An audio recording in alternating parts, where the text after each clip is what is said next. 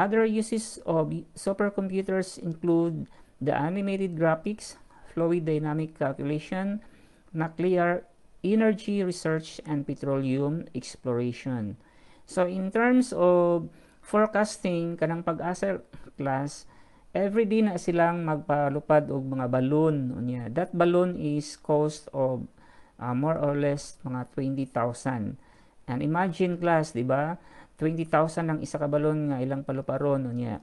Para lang makatransmit. Pag lupadan na sa ibabaw, padung dito sa ibabaw sa panganod, mo kuha na siya og data unsa ka kusog ang hangin, unsa ka bugnaw ang panahon, unsa ka init ang panahon, o sa direction sa hangin. So mukuha na siya og data and then it will be transmitted to the station sa pag-asa.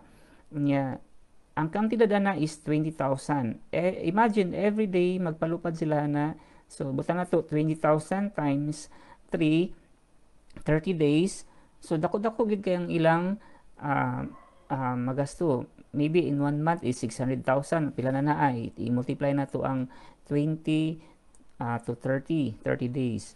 So, mga ingana, no? More or less, mga 600,000 a month.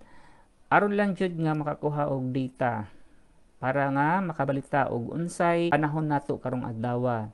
Next is we have generation of computer. So the first generation computer is the vacuum tube, and it was started in 1951 to 1958. The second generation is the transistor, and then we have the third generation is the integrated circuit or IC. We have the fourth generation computer, or that is what we call the microprocessor. First generation computer or the vacuum tube. So they were very large, slow, expensive, and produce a lot of heat. So init ni siya, dako pagid ang area ani nga ma-occupy. In addition, the first generation computer often broken down because of worn out vacuum tube. So mubuto ning mga vacuum tube tungod sa kainit, no?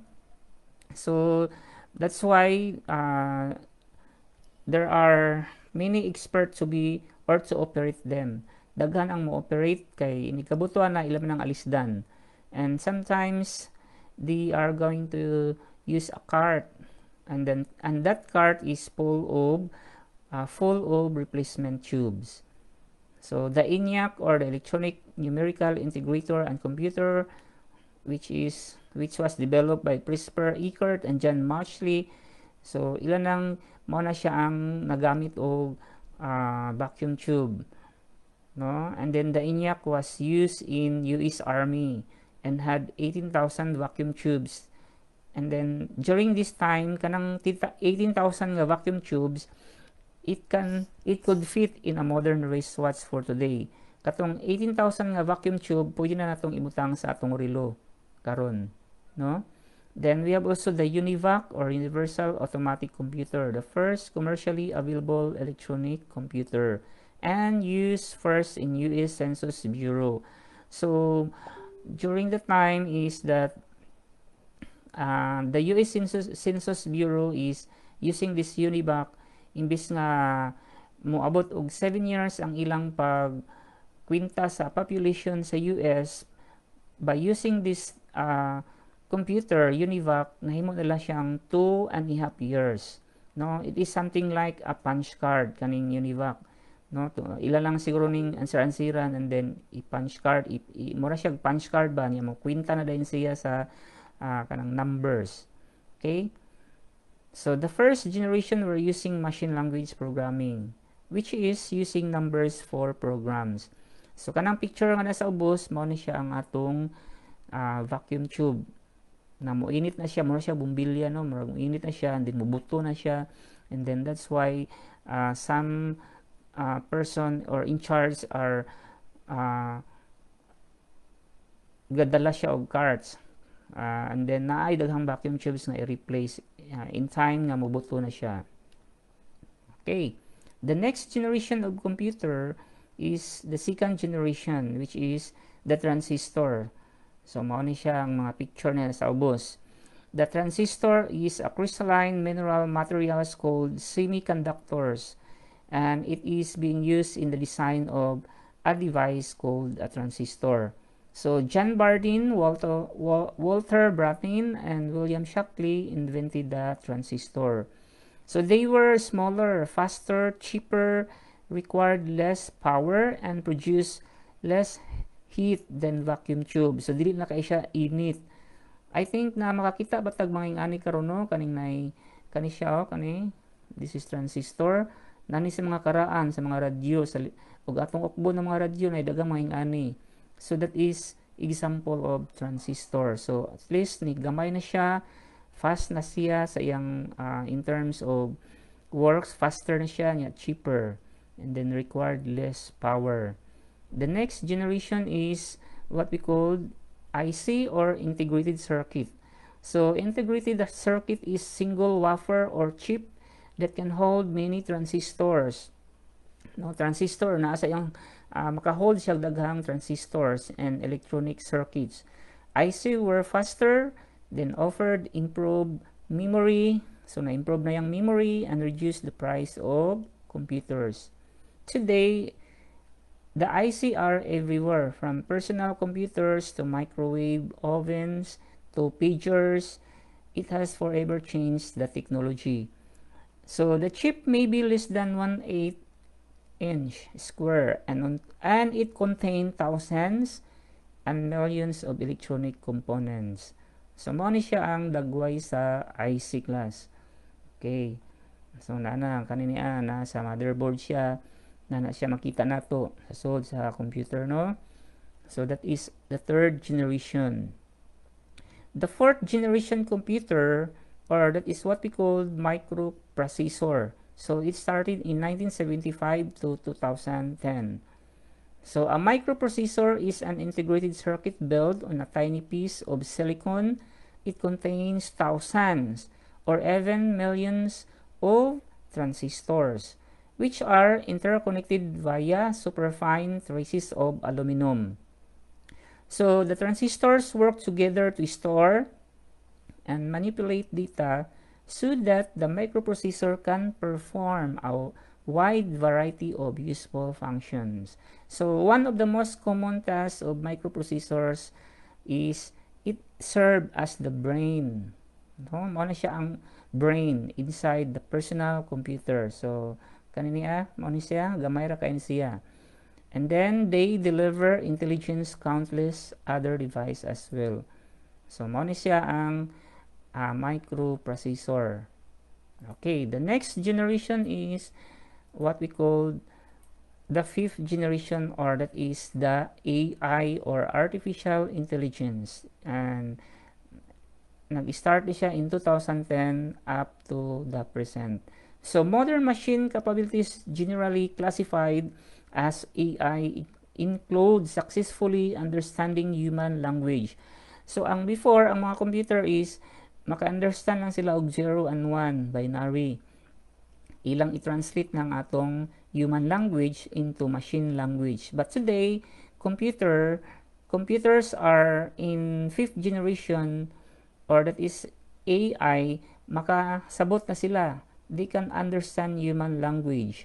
So na mostly operating cars. So maka-operate na sila cars. For example, kanang nay GPS lagi niya, naapoy mga sensor, no, mo open lang ang cars, ang kanang portahan kung tungod sa sensor, di ba?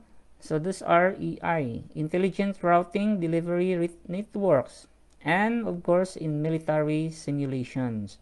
So AI ang ilang mga gamit na.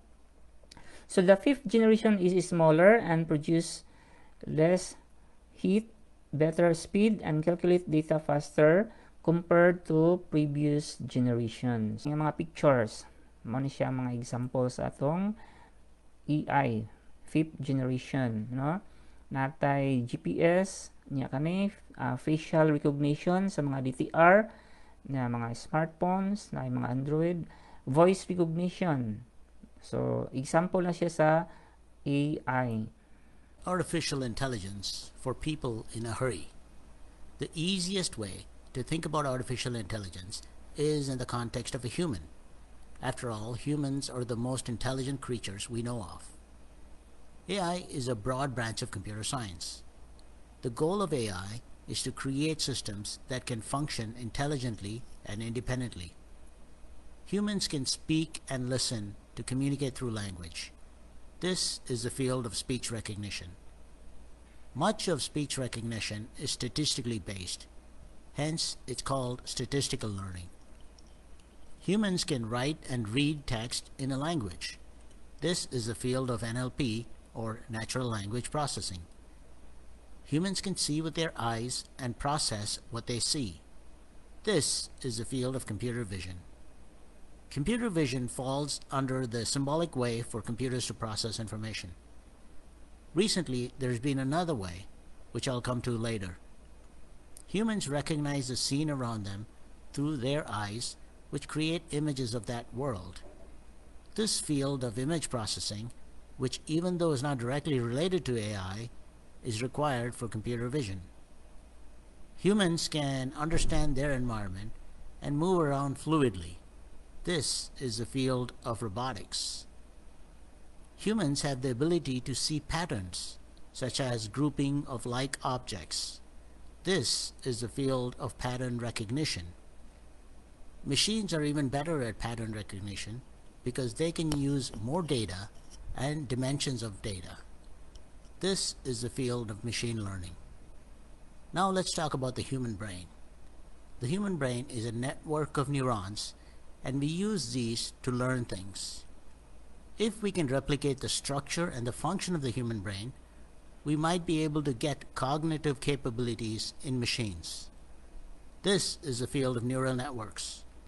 If these networks are more complex and deeper, and we use those to learn complex things, that is the field of deep learning. There are different types of deep learning in machines, which are essentially different techniques to replicate what the human brain does. If we get the network to scan images from left to right, top to bottom, it's a convolution neural network. A CNN is used to recognize objects in a scene. This is how computer vision fits in, and object recognition is accomplished through AI. Humans can remember the past, like what you had for dinner last night. Well, at least most of you. We can get a neural network to remember a limited past. This is a recurrent neural network. As you see, there are two ways AI works. One is symbolic based and another is data based. For the database side, called machine learning, we need to feed the machine lots of data before it can learn. For example, if you had lots of data for sales versus advertising spend, you can plot that data to see some kind of a pattern. If the machine can learn this pattern, then it can make predictions based on what it has learned.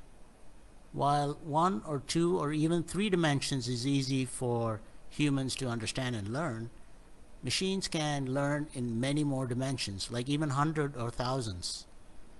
That's why machines can look at lots of high-dimensional data and determine patterns. Once it learns these patterns, it can make predictions that humans can't even come close to. We can use all these machine learning techniques to do one of two things: classification or prediction. As an example, when you use some information about customers to assign new customers to a group, like young adults, then you are classifying that customer. If you use data to predict if they're likely to defect to a competitor, then you're making a prediction. There's another way to think about learning algorithms used for AI. If you train an algorithm with data that also contains the answer, then it's called supervised learning. For example, when you train a machine to recognize your friends by name, you'll need to identify them for the computer. If you train an algorithm with data where you want the machine to figure out the patterns, then it's unsupervised learning. For example, you might want to feed the data about celestial objects in the universe and expect the machine to come up with patterns in that data by itself. If you give any algorithm a goal and expect the machine, through trial and error, to achieve that goal, then it's called reinforcement learning. A robot's attempt to climb over the wall until it succeeds is an example of that. So there you go.